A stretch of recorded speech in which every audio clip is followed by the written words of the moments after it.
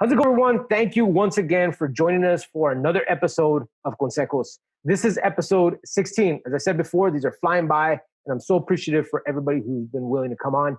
This episode is a special episode, just like all the others. This episode, I have a good friend, Diego Martinez-Lugo, is with us. Diego, how's it going, brother? Hey, Louis, how's it going? It's good to see you. Yeah, man. Thank you for coming on. Thank you for your willingness to just be here and share some palabra.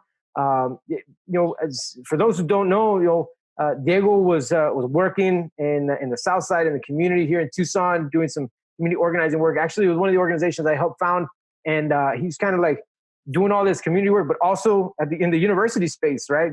Getting those degrees, man, going after those degrees. So it was great to connect on those two fronts, and so I'm just honored that you'd be willing to come on, man. So for those who don't know, tell us a little bit about yourself. Who is Diego? Well, first things first, Louis, I want to thank you for thinking of me and inviting me to Consejos. I'm honored. And to answer your question, so I was actually born in Orlando, Florida. It's where my mom went to have me. She came from Mexico, right? And that was the destination that she chose because my uncle lived there. Lived there for a few years, and then moved to Nogales, Arizona, lived there for a handful of years, and then I've been in Tucson ever since I was 9 years old. Currently, I'm teaching 2 classes as an adjunct professor at Pima Community College.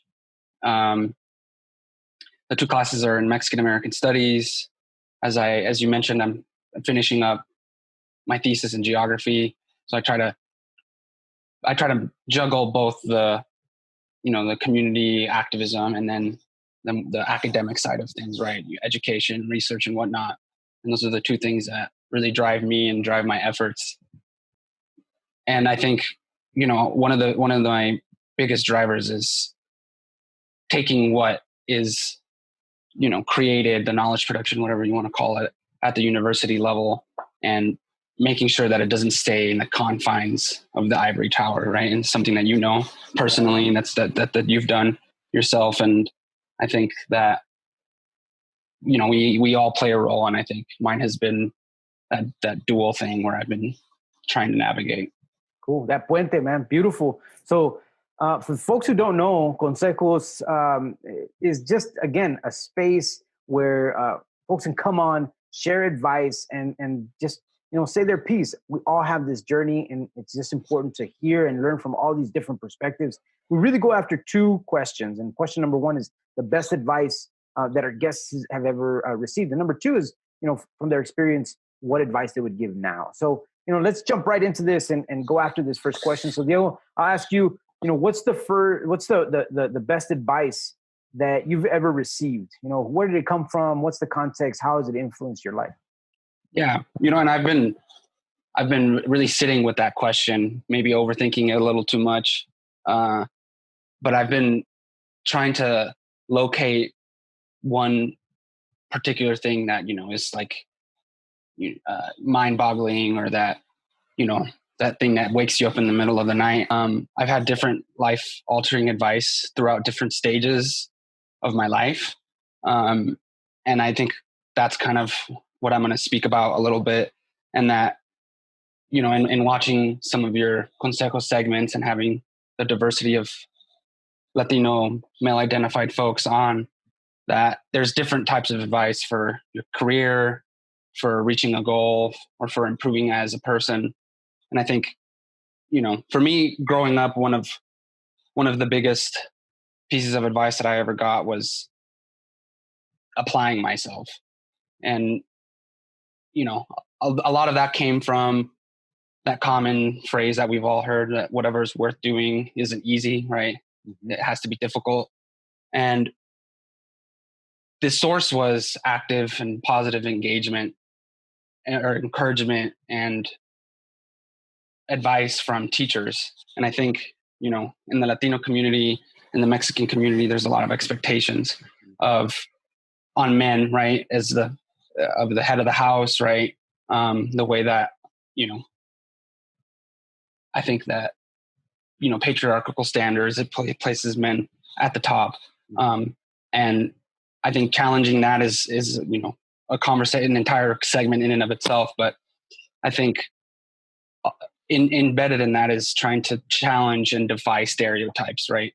And that has come from living in both in Florida and in Arizona and the borderlands, and these negative stereotypes and trying to break free from those and finding something passionate and applying myself to that. And I think as I've progressed attached to that, one of the most important advice that I've actually gotten from my mom is to be gentle with myself, right? And I think this is really personal advice, to me, and it's meant a lot because I've always been my biggest critic. I've always been very difficult on myself, very hard on myself, I should say.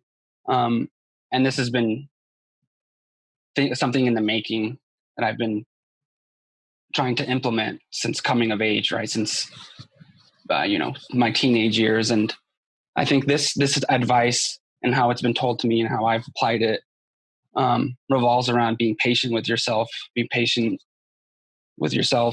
understanding of yourself, but also owning up to your mistakes and your wrongdoings, right? Mm-hmm. Being accountable, being held accountable. And in tied with that is ultimately forgiving yourself. And then as a interrelated note, this also includes loving yourself. And I think, one can, brush that off and say that's cliche or whatever, but I think that that's a crucial part in what we do as people. And that in the last episode that I was watching, your guest spoke to having to provide for yourself, but being able to provide for yourself to be able to provide for others. And I think that is a huge component of loving oneself. Beautiful, man. And thank you, Diego, right, for willing to be vulnerable, man, and put yourself out there and sharing that advice that you consider so intimate, right? I mean, a lot of times we just hold that dear and we don't want to put that out there. So thank you for your willingness to do that. So you said you've been on this journey, man. You've born and raised in Florida, moving to Arizona, coming here to Tucson, going through this academic, pathway, coming to terms with what all of that means, right? And like you're saying, following this advice and struggling with it. What would you tell someone that wants to go down a path similar to your path? What would you say? What advice would you give someone now? For starters, I think I'm still on that journey, right? I think I've been coming to terms with and trying to, internally process that, and it hasn't been easy. But I think going down, and what I can speak to this academic path, right? I think a huge component is taking pride in what one does, and before that is finding something that is willing. It makes you get out of bed, and I think loving what you do is crucial. And this applies not just to the academic path, right? It applies to anything that makes you get out of bed and is worth doing. But I think, and you know this personally, as graduate students, we're afforded the privilege of being able to devote large amounts of time to a specific theme or a specific issue, question, literature, what have you. And actually, surprisingly, I think this coming full circle, you actually helped me realize that. I think 2 years ago now, from the Mexican American Studies department in the retreat that we had, you were, speaking truth to power, and it really actually stood out to me about this component that graduate students aren't, and academics, whatever, aren't necessarily smarter than anyone else, right? It's just that we've been afforded a lot of time to be able to interrogate things. And I think in choosing in this long path with a lot of obstacles, the academic job market, especially now with COVID-19, is not doing well. Most job markets are not favorable at all. So, this advice is mainly for, I guess I would say, best case scenarios, right? I think we are all having to adapt in how we approach things.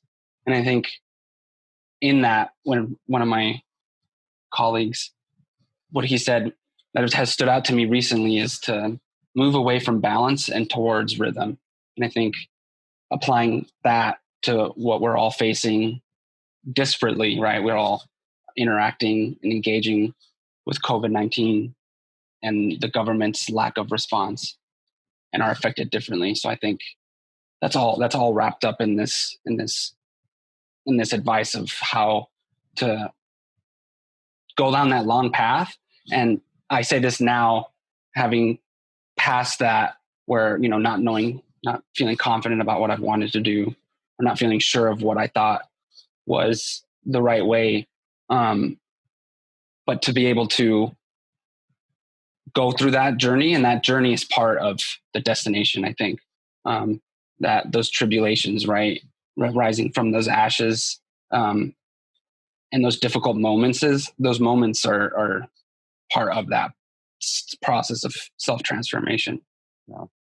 Yeah, deep, man, deep. And I'm glad that you spent the time to interrogate all this, man. It's beautiful, and it's so necessary. We all need to do it. And also, thank you for sharing. So, folks, as I always say, I want to thank the folks who have followed in the microcast, folks who have, stuck with it from the first episode that we launched to now. I always give credit where credit is due to the folks in our community, to our parejas who put up with us. Thank you so much. Thank you for doing that. It's super important. Again, keep calling us into this process to transform ourselves, as Diego's saying here, right? And again, thank you so much. So, Diego, before we leave here, I want to leave you with the last word, man. What should we look at? What should we pay attention to? What should we focus in on that maybe isn't being said as often as it should? Or, what attention should, put a spotlight on something, man? What last words do you have for us? So I think, one thing that's really prevalent in, Latino community with masculinity and how it plays out, I think when one is in need, when you're in need, to not be afraid to ask for help. And this is, we can have to differentiate, what kind of help one needs.